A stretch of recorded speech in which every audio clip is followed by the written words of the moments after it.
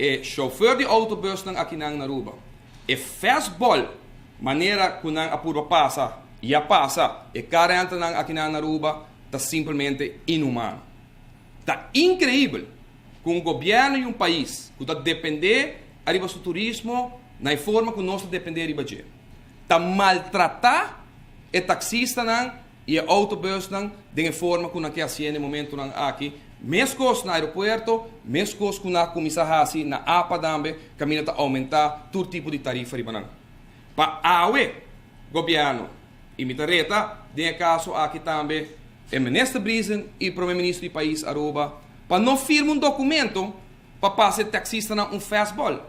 Para esse documento que agora firmar, que também vris na momento, rato, é parte de cobrança de aeroporto, chonan acaba no momento que a eleição acaba e passa. Mas elimine, mas compromisso que não vai cobrar suma aqui, nem na taxista, nem na de minibus aqui na Aruba.